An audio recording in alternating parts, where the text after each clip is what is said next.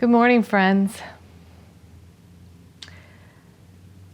I have been especially mindful of those who are grieving the loss of a loved one in this time.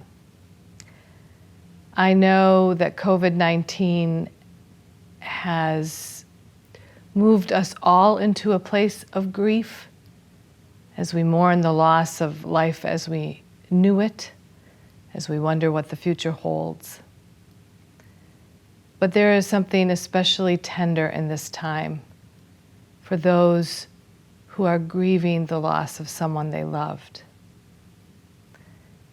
Grief is a lonely journey anyway, but when one is forced into isolation and distance during this time of vulnerability and sensitivity and loss, it seems all the more painful.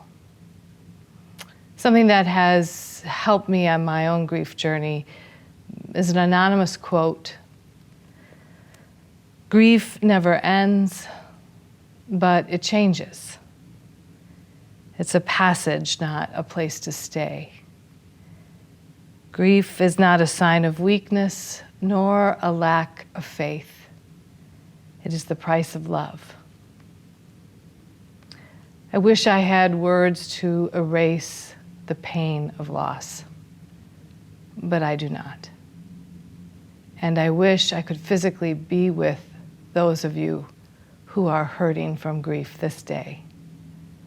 Know that I care for you deeply, and I'm always available via phone or email or even Zoom.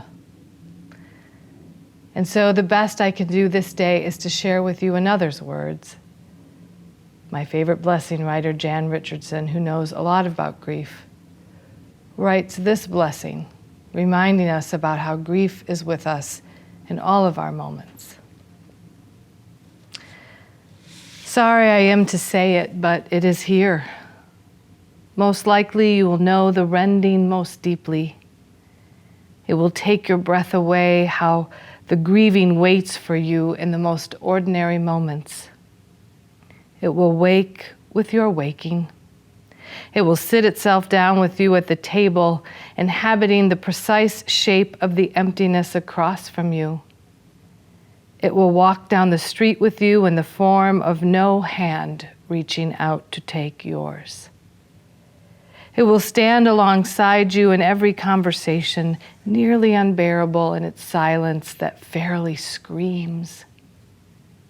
It will brush its teeth with you at night and climb into bed with you when finally you let go of this day.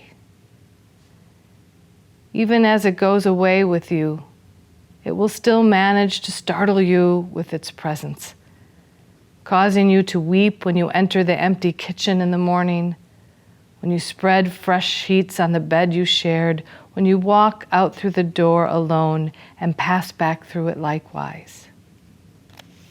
It is here, you will know it best, in the moments that make up the rhythm of your days, that fashioned the litany of your life, the togethering you will never know in the same way again. But I will tell you it is here too, that your solace lies. It will wait for you in those same moments that stun you with their sorrow.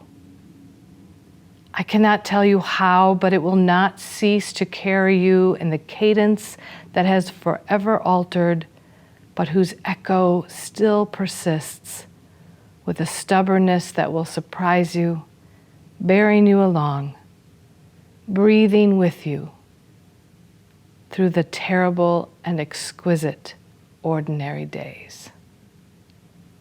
Amen.